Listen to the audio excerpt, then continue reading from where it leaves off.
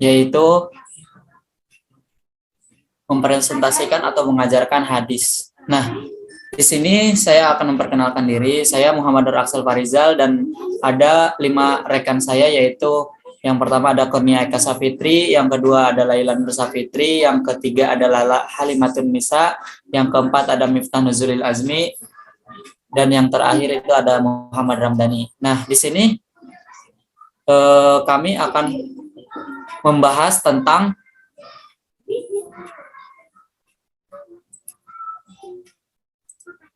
pengertian hadis,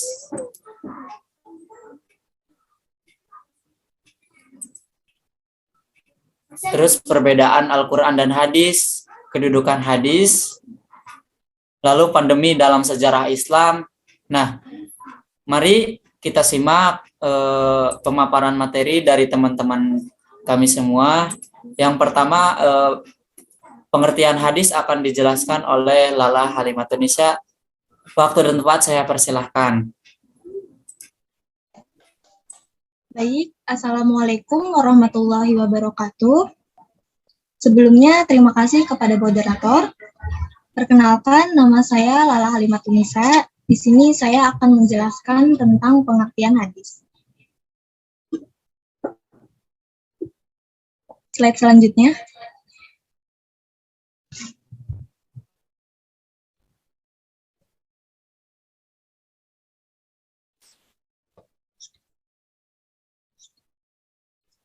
Ya, jadi di sini hadis secara harfiah atau bahasa berarti perkataan atau percakapan.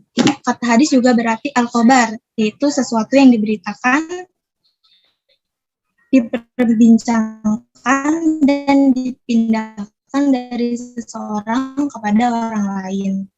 Sedangkan menurut istilah segala perkataan perbuatan wasallam yang dijadikan ketetapan atau hukum. Adapun menurut muhadisin, hadis itu adalah segala apa yang disandarkan kepada Nabi Muhammad SAW, baik itu hadis marfu atau yang disandarkan kepada Nabi, hadis mauquf yang disandarkan kepada sahabat, ataupun hadis maqfu yang disandarkan kepada tabi'in. Slide selanjutnya.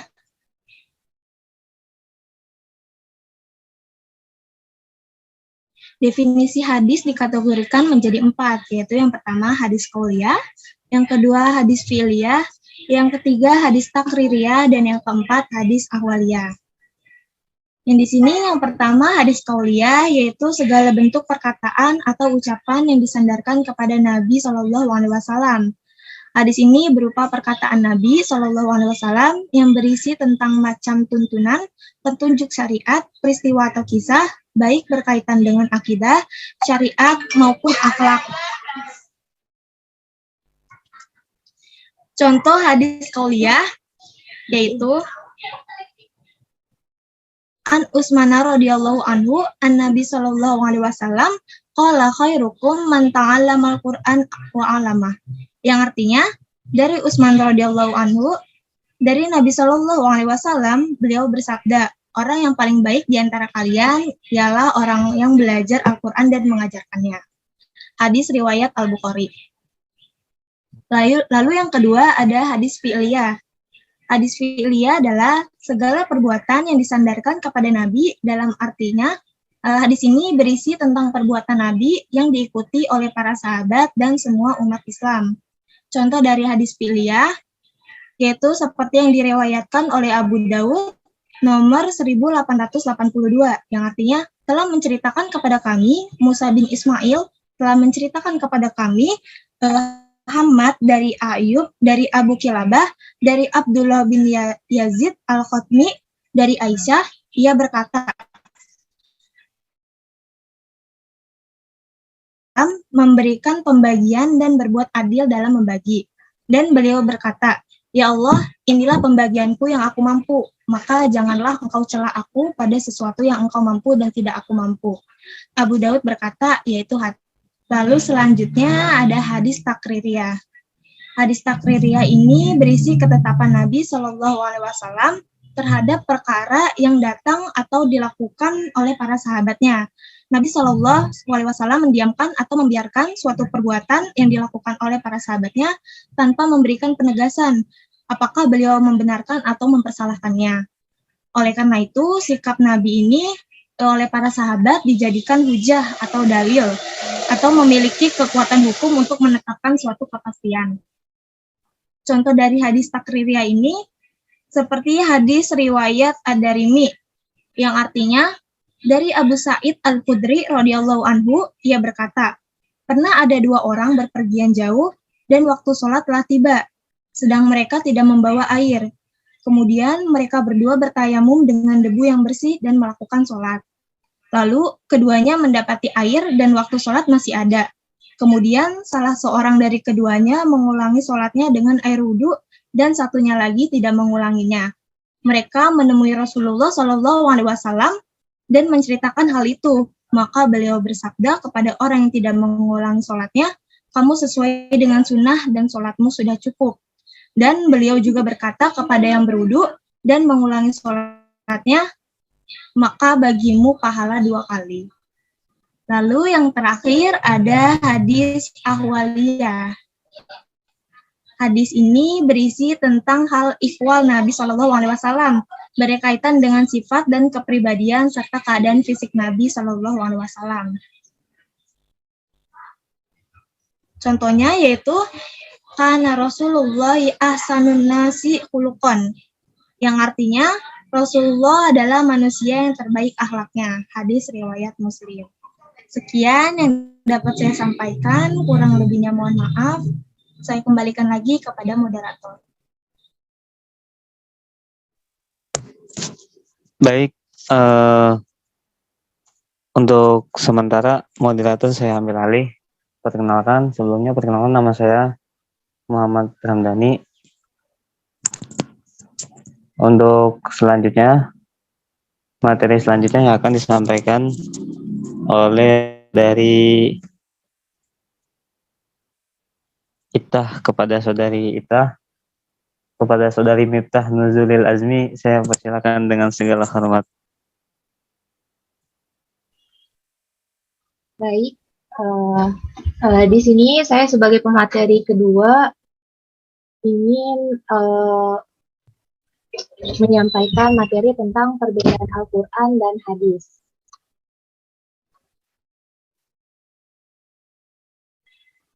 Perbedaan Al-Quran dan hadis, meskipun Al-Quran dan hadis adalah sama-sama sumber ajaran Islam dan dipandang sebagai wahyu yang berasal dari Allah SWT, keduanya tidaklah sama persis, melainkan terdapat beberapa perbedaan.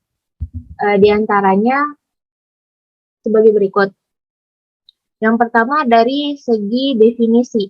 Hadis merupakan segala perkataan Nabi, perbuatan Nabi, ketetapan Nabi, maupun persetujuan Nabi Muhammad SAW yang dijadikan ketetapan ataupun hukum. Hadis merupakan sumber hukum kedua yang kedudukannya setingkat di bawah Al-Quran dan redaksinya dari Nabi sendiri. Sedangkan Al-Quran menurut definisinya itu adalah kalamullah yang diwahyukan Allah kepada Nabi Muhammad SAW melalui malaikat Jibril secara berangsur-angsur. Al-Quran merupakan sumber hukum pertama dan redaksinya langsung dari Allah. Yang kedua, dari segi periwayatan. Dari segi periwayatan, Al-Quran tidak boleh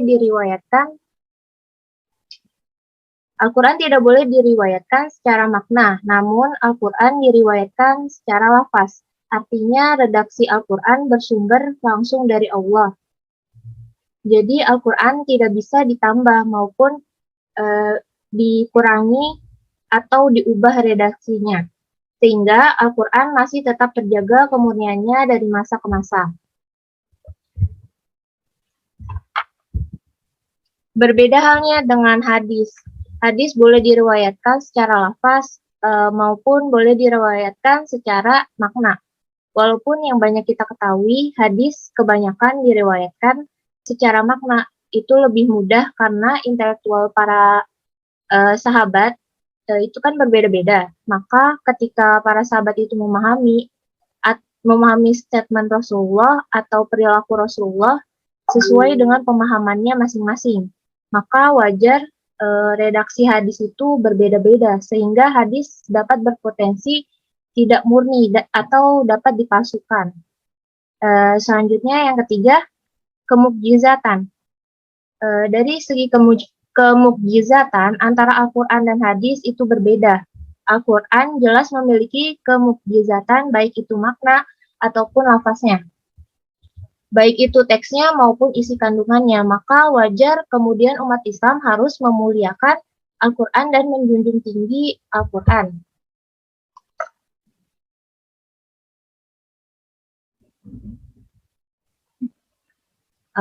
Karena lafaz, teks, maupun isi kandungan Al-Quran itu mengandung kemukjizatan.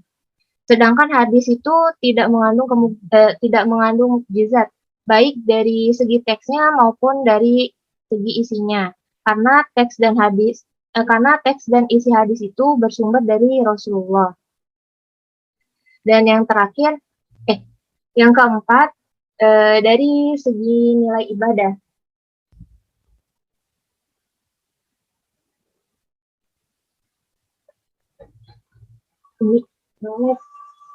Dari segi nilai ibadah, membaca Al-Quran satu ayat ataupun satu kalimat maupun juga satu juz dapat bernilai ibadah atau bernilai pahala.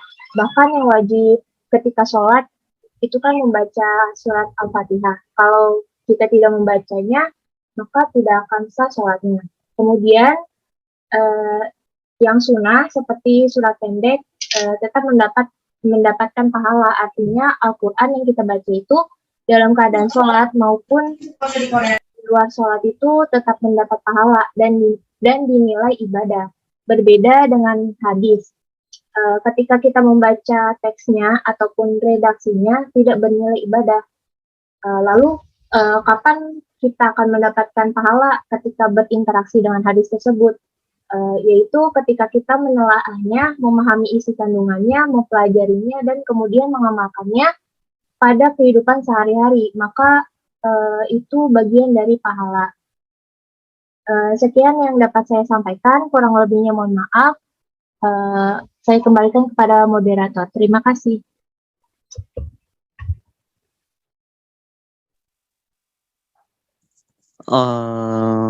Terima kasih kepada Miftah Nuzulil Azmi yang telah memaparkan atau menjelaskan materinya. Untuk materi selanjutnya yang akan dilanjutkan dan dipaparkan oleh Saudari Kurnia Eka Sapitri. Kepada Saudari Kurnia Eka Sapitri, saya persilakan dengan segala hormat. Baik, terima kasih. Di sini saya akan melanjutkan materi selanjutnya, yaitu tentang kedudukan hadis dalam Islam. Next, kita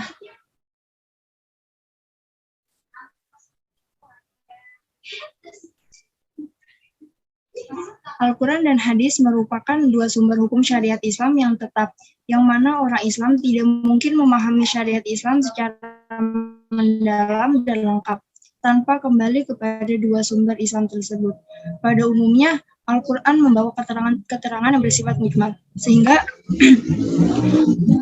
banyak hukum yang tidak dapat dijalankan tanpa syarah. Dan Nabi Muhammad SAW.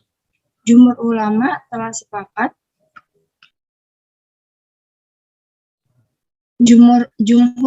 telah sepakat bahwa dasar hukum Islam adalah Al-Quran dan Sunnah. Dari segi urutan tingkatan dasar Islam, hadis mempunyai kedudukan sebagai berikut. Yang pertama yaitu Sunnah sebagai penjelas terhadap Al-Quran. Yang kedua, mayoritas Sunnah relatif kebenarannya, yaitu menurut Zani At-Tubut. Adapun hadis yang dijadikan dalil kehujahan Sunnah juga banyak sekali, diantaranya tarok tu fikuma amron yang tilan tazilan ima in tamasakum bihima kita lihiwati sunati, yang artinya aku tinggalkan pada kalian dua perkara. kalian tidak akan sesat selama berpegang teguh kepada keduanya, yaitu kitab Allah dan sunnahku. Hadis riwayat Hakim dan Malik. Adapun di sini diceritakan pada suatu hari Imran bin Husain duduk berbincang-bincang bersama sahabat-sahabatnya. Tiba-tiba di antara mereka ada yang berkata, "Janganlah kamu menceritakan kepada kami kecuali Al-Quran."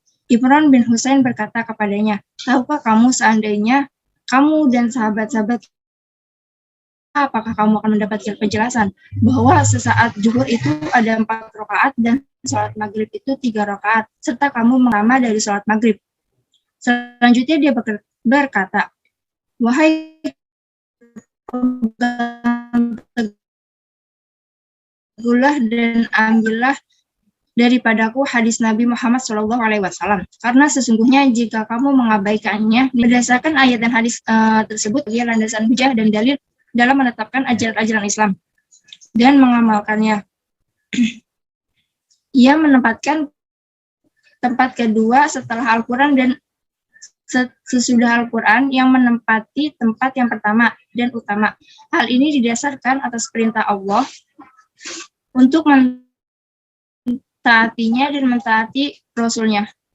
Sekian materi yang bisa saya sampaikan, kurang lebihnya mohon maaf, saya kembali. Terima kasih kepada Saudari Kurnia Eka Sapitri yang telah memaparkan materinya. Adapun materi selanjutnya yang akan dijelaskan atau dipaparkan oleh Saudari Laila Nur Sapitri. Sebelumnya, Saudari Laila ada atau tidak ya? Mendengarkan atau? Baik, kita lanjut lagi. Untuk pemaparan selanjutnya, yang akan dilanjutkan oleh Saudari Laila Nur Sapitri. Kepada Laila Nur Sapitri, saya persilakan dengan segala hormat untuk memaparkan materinya. Bismillahirrahmanirrahim. Assalamualaikum warahmatullahi wabarakatuh. Perkenalkan, saya Laila Nur Sapitri. Di sini saya akan memaparkan tentang wabah dalam sejarah Islam. Dalam menjalani kehidupan, setiap manusia kerap diberi ujian dan musibah. Tidak ada seorang pun dalam hidupnya yang tidak mendapatkan musibah. Karena Allah yang bersifat arif dan bijaksana pasti mempunyai tujuan mulia dari semua kebijakannya. Manusia diharapkan bisa mengambil semua kebijakan dari Allah, baik berupa kenikmatan ataupun musibah. Musibah itu bisa berupa ketakutan, kesedihan, kemiskinan, kehilangan, dan lain sebagainya. Sebagaimana Allah Subhanahu wa Ta'ala berfirman, "A'udzubillahi minasyaitonirrajim, bismillahirrahmanirrahim. Walanabluwannakum bisyai'im minal khawfi wal ju'i wa naqsi minal amwali wal anfusi was samarati wa basyiris sabirin." Yang artinya, dan sungguh akan kami berikan cobaan kepadamu dengan sedikit ketakutan, kelaparan, kekurangan harta, jiwa, dan buah-buahan. Dan berikanlah berita gembira kepada orang-orang yang sabar. Oleh karenanya setiap musibah yang menimpa hambanya pasti akan mengandung hikmah, antara lain dapat meningkatkan derajat seorang yang tertimpa musibah dan dapat mengurangi dosa-dosa yang diperbuatnya. Saat ini, kurang lebih dari 210 negara di dunia termasuk Indonesia tengah dilanda musibah pandemi yang disebut dengan COVID-19. Virus ini pertama kali ditemukan di Provinsi Wuhan, Cina. Jumlah orang yang terinfeksi virus ini menembus 7,3 juta di seluruh dunia dengan angka kesembuhan mencapai 3,6 jiwa. 3,6 juta jiwa. Sepanjang sejarah di beberapa wilayah Islam terjadi beberapa wabah penyakit. Di antara wabah yang paling menonjol adalah Ta'un Amwas. Ta'un Amwas ini terjadi pada tahun 18 Hijriah atau 693 Masehi pada masa kekhalifahan Umar bin Khattab. Dinamakan demikian karena dinisbatkan kepada desa kecil bernama Imawas. Desa itu terletak di antara kota Al-Quds, Yerusalem dan Ramallah. Di desa itulah wabah taun ini muncul, kemudian menyebar ke wilayah Syam. Wabah taun ini terjadi setelah peperangan sengit antara umat Islam dan bangsa Romawi. Perang ini memakan banyak korban jiwa. Mayatnya bergelimpangan membusuk hingga menyebabkan polusi udara di mana-mana. Wilayah terdampak paling parah adalah di wilayah Syam, sehingga banyak penduduk yang menjadi korban. Di antaranya adalah sahabat Nabi Muhammad SAW, yaitu ada Abu Ubaidah bin Al-Jarrah, Mu'adz bin Jabal, Yazid bin Abu Sufyan, Al-Haris bin Hisham, Suhail bin Amr, Utbah bin Suhail, dan masih banyak lagi manusia mulia lainnya yang menjadi korban akibat wabah ini. Terima kasih. Wassalamualaikum warahmatullahi wabarakatuh. Baik, terima kasih kepada Saudari Laila Nursabiti yang telah memaparkan materinya. Adapun materi selanjutnya yang akan disampaikan dan dipaparkan oleh Saudara Muhammad Nur Aksel Farijal. Kepadanya saya persilakan untuk memaparkan materinya. Baik, bismillahirrahmanirrahim. Di sini saya akan memaparkan kisah beberapa tahun yang akan saya lanjutkan dari Saudari Laila Nursabiti.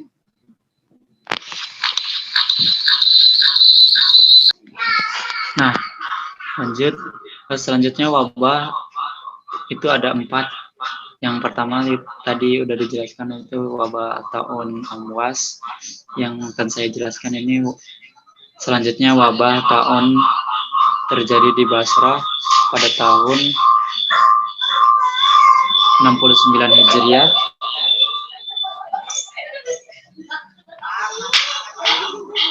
atau sama dengan 688 Masehi, yaitu pada masa Khalifah Abdullah bin Az-Zubair yang dikenal dengan Ta'un al-Jarif atau tahun air bah. Dinamakan demikian karena wabah ini ibarat air bah yang menyapu habis manusia. Tahun ini hanya berlangsung selama 3 hari. Kemudian pada tahun 87 Hijriah atau sama dengan 705 Masehi terjadi wabah tahun Fatayat atau para pemudi di Irak dan di Syam. Dinamakan demikian karena tahun ini menimpa para wanita dan gadis-gadis terlebih dahulu, baru kemudian menimpa laki-laki.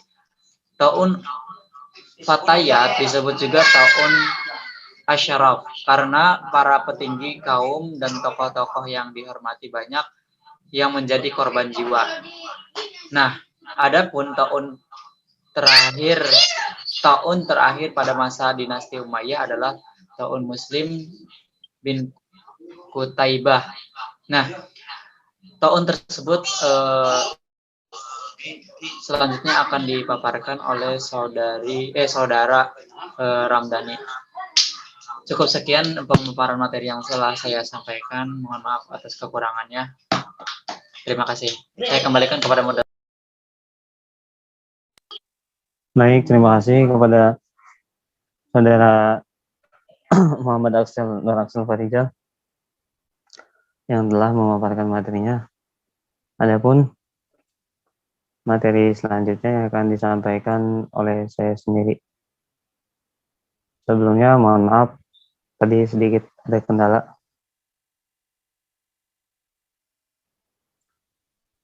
Baik, di sini saya akan melanjutkan materi yang telah dipaparkan oleh Saudara Muhammad Nur Aksel Farijal. Lalu pada masa pemerintahan dinasti Mamalik negeri Syam dan sebagian besar wilayahnya terserang wabah tahun Al-Azam pada tahun 748 Hijriah. Dinamakan tahun Azam karena sebaran wabahnya sangat cepat dan korban jiwa yang ditimbulkannya sangat dahsyat. Wabah ini membinasakan sebagian besar penduduk kota Halab, Damaskus, Yerusalem, dan wilayah pesisir. Dan kekeringan menimpa wilayah Maroko. Yang paling diingat adalah wabah tahun pada 571 Hijriah yang menyebar di wilayah Maroko dan Andalusia atau Spanyol. Wabah ini memakan banyak korban jiwa, diantaranya 4 putra mahkota dari keluarga Khalifah Yusuf bin Yakub. Perharinya wabah ini memakan korban jiwa 100 hingga 190 orang. Pada tahun 1798 Masehi, wabah taun kembali menyerang Maroko. Wabah ini dibawa dari pedagang dari kota Alexandria di Mesir ke Tunisia, kemudian Aljazair hingga Maroko. Wabah ini menyebar ke kota Fes hingga Rabat yang memakan korban jiwa mencapai 130 orang dalam sehari. Begitulah wilayah-wilayah Islam menjadi saksi berbagai macam krisis dari wabah, kekeringan, dan musibah-musibah lainnya. Wabah merupakan bahaya terbesar yang mengancam jiwa umat manusia. Dampak yang ditimbulkannya baik dampak negatif maupun positif. Sebagai contoh dampak negatif yang ditimbulkan wabah pada pemerintahan dinasti Mamalik, yaitu berkurangnya jumlah penduduk, bertambah sedikitnya jumlah petani yang berdampak pada penurunan hasil pertanian sehingga harga bahan makanan menjadi tinggi. Belum lagi ulah oknum yang tidak bertanggung jawab atas melakukan penimbunan bahan makanan. Tujuannya ingin memperkaya diri sendiri dengan memanfaatkan krisis yang terjadi. Di samping itu, orang-orang miskin terpaksa mencuri karena kebutuhan yang mendesak. Wabah juga memakan korban jiwa para ulama-ulama dan orang-orang soleh. Hal ini mengakibatkan orang-orang kehilangan pegangan hidup sehingga mereka berpaling kepada dukun dan peramal untuk mengisi kekosongan jiwa mereka. Dari sinilah terjadi kehancuran akhlak dan moral masyarakat. Adapun dampak positifnya adalah didirikannya rumah sakit oleh pemerintah di seluruh wilayah Syam sebagai tempat untuk mengobati pasien yang wabah ini memakan korban yang sangat banyak sehingga mayat-mayat dibiarkan tergeletak begitu saja di jalanan tanpa ada yang mengurusnya karena orang-orang takut tertular. Maka orang-orang kaya memberikan bantuan dengan membuat pemakaman dan tempat pemandian jenazah untuk orang-orang miskin. Hamba-hamba Allah yang soleh mengajak masyarakat untuk semakin mendekatkan diri kepada Allah, mohon ampunan kepada Allah, serta mengatur ditutupnya tempat minuman khamar dan menyuruh masyarakat untuk menjauhi maksiat. Baik, mungkin cukup sekian dari materi yang dapat kami sampaikan. Selanjutnya untuk sesi tanya jawab. Sesi tanya jawab kepada teman-teman sekalian, apabila ada yang kurang paham yang tadi telah dijelaskan oleh kakak-kakaknya atau oleh saya sendiri, silahkan ditanyakan. Baik, terima kasih yang sudah bertanya. Mungkin kita tampung terlebih dahulu ya, atau kita simpan dulu. Siapa yang ingin menjawabnya? Baik, saya mencoba menjawab pertanyaan dari Syifa Mumtazatur Rahman. Syifanya ada? Ada. Baik ya, di sini pertanyaannya bertanya tadi kan sudah dijelaskan tentang kedudukan hadis. Pertanyaannya, adakah fungsi dari kedudukan hadis? Kalau ada, apa saja? Di sini, dalam uraian tentang Al-Quran telah dijelaskan bahwa sebagian besar ayat-ayat surat Al-Quran adalah dalam bentuk garis besar yang secara alamnya belum dapat dilaksanakan tanpa penjelasan dari hadis. Dengan demikian, fungsi hadis yang utama adalah untuk menjelaskan Al-Quran. Yang artinya diberikan kepadamu Alkitab atau Al-Quran ini, melainkan agar kamu dapat menjelaskan kepada mereka apa yang mereka perselisihkan itu. Dengan demikian, Al-Quran disebut sebagai sumber asli bagi hukum fikih, maka hadis disebut sebagai bayani dalam kedudukannya sebagai bayani dalam hubungannya dengan Al-Quran. Ia menjalankan fungsi sebagai yang pertama menguatkan dan menugaskan hukum-hukum tersebut dalam Al-Quran atau disebut dengan fungsi takkid dan takrir. Dalam bentuk ini, hadis hanya seperti mengulang apa-apa yang tersebut dalam Al-Quran. Yang kedua, memberikan penjelasan terhadap apa yang dimaksud dalam Al-Quran. Yang ketiga, menjelaskan arti yang masih samar dalam Al-Quran. Yang keempat, merinci apa-apa yang dalam Al-Quran disebutkan secara garis besar. Yang kelima, membatasi apa-apa yang dalam Al-Quran. Yang keenam, memperluas maksud dari sesuatu yang tersebut dalam Al-Quran. Contoh menjelaskan arti kata dalam Al-Quran, umpamanya kata sholat, yang masih samar artinya karena dapat saja sholat itu berarti doa, sebagaimana yang biasa dipahami secara umum. Kemudian Nabi melakukan serangkaian perbuatan yang terdiri dari ucapan dan perbuatan secara jelas, yang dimulai dari takbiratul ihram dan berakhir dengan salam.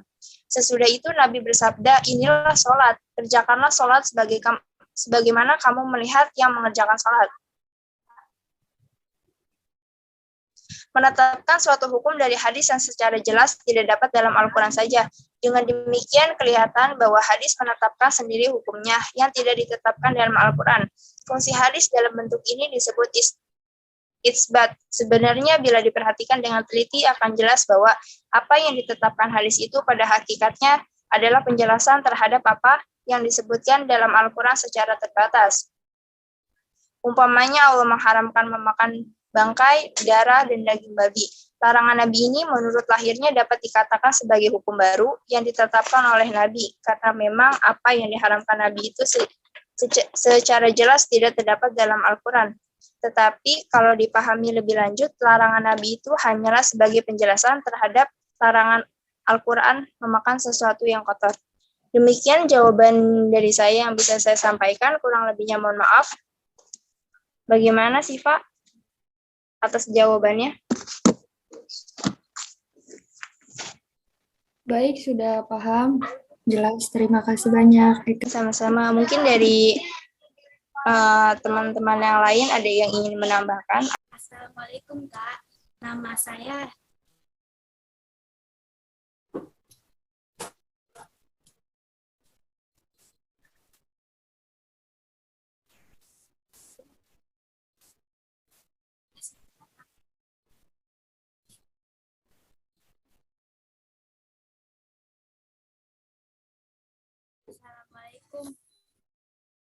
Assalamualaikum, Kak.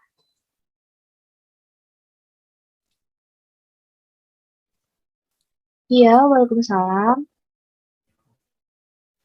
Mau bertanya, Iya, boleh, silakan. nama saya Elok Sarinisa. Izin bertanya, Kak. Apa hikmah yang dapat diambil dari wabah tahun tersebut?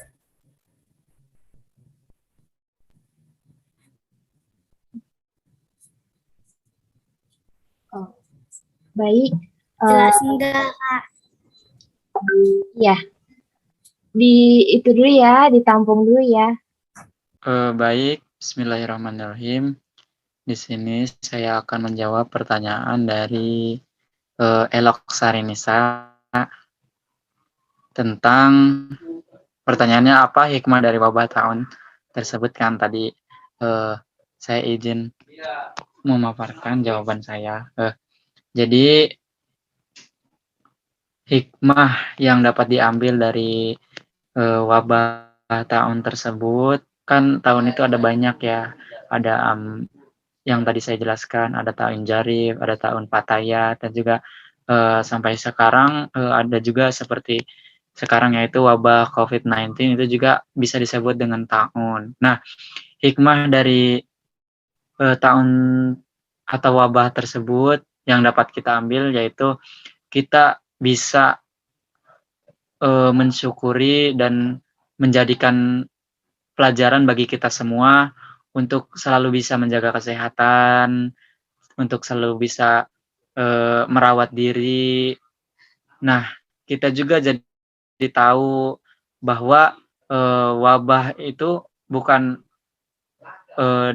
diada-adakan, tetapi emang wabah juga ciptaan dari Allah. Kita juga bisa menyimpulkan bahwa wabah tersebut ciptaan dari Allah, dan kita tidak bisa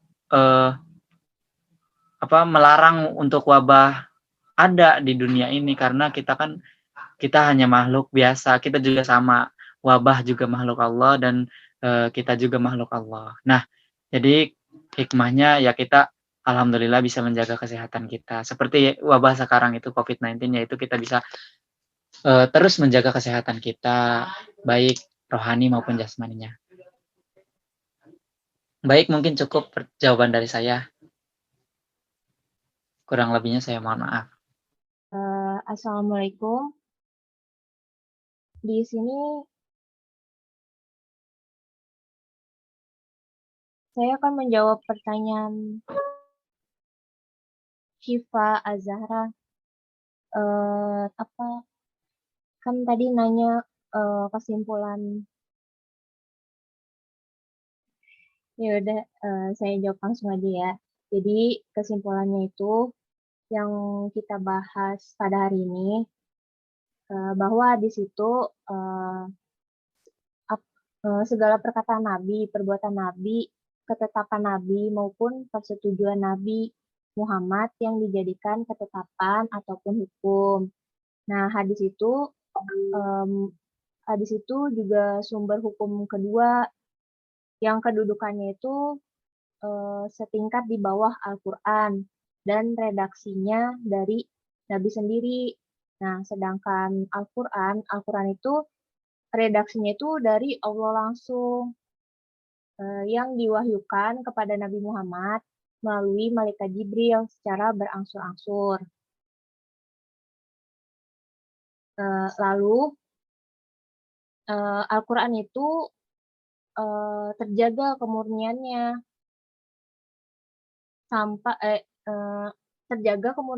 dari masa ke masa.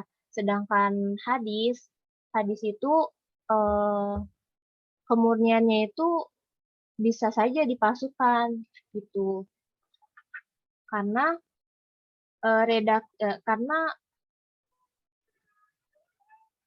karena redaksinya itu dari Rasulullah SAW. Lalu kedudukan hadis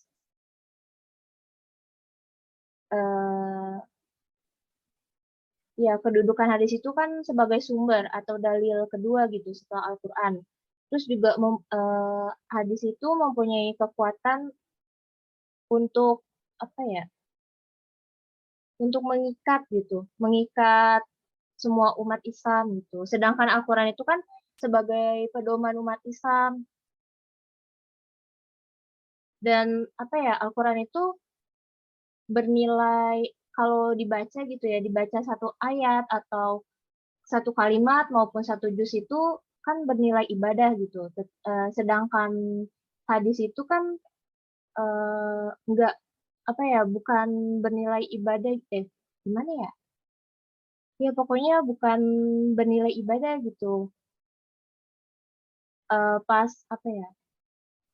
Jadi di saat bernilai ibadahnya itu ketika kita itu mendalami hadis gitu, menelaah hadis, lalu mengamalkannya gitu di kehidupan sehari-hari kita.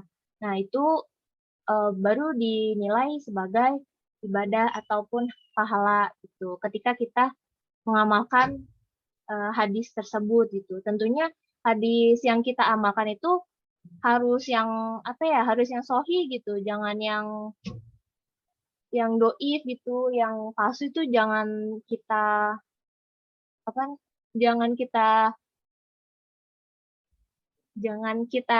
amalkan gitu ke kehidupan sehari-hari gitu. Jadi cuma buat menelaah aja gitu, belajar aja gitu. Ya, gitu sih kesimpulannya dari pembahasan pada hari ini. Kurang lebihnya mohon maaf, mungkin teman-teman dari kelompok ada yang mau menambahkan, saya kembalikan kepada moderator. Terima kasih. Baik, terima kasih Teh Ita, Nazilil Azmi. Bagaimana Teh Syifa? Mungkin tadi sudah dijawab ya. Ada yang ingin dipertanyakan lagi atau dicukupkan saja? Mengingat waktu sudah pukul 8 malam lebih. Bagaimana kepada teman-teman? Apakah ada yang ingin ditanyakan atau tidak? Atau dicukupkan gitu? Maaf. Mungkin Pak Moderator, Pak Ramdhani, dicukupkan saja ya Pak. Silahkan. Oke, Kang Axel. Ya mungkin waktu sudah menunjukkan pukul 20:11. Baik, dikarenakan sudah lumayan larut malam ya. Mungkin ada aktivitas atau kegiatan yang lain yang ingin dilakukan oleh teman-teman atau yang lainnya, mungkin kita cukupkan saja pertemuan diskusi pada malam hari ini dengan pembacaan doa kafaratul majlis. Bismillahirrahmanirrahim. Subhanakallahumma wa bihamdika asyhadu an la ilaha illa anta Astagfirullah wa atubu ilaik. astaghfiruka wa atubu ilaik. Ya, mungkin teman-teman yang lainnya apabila tidak ada yang kegiatan atau yang bisa on cam, di on cam terlebih dahulu ya, kita mau SS atau screenshot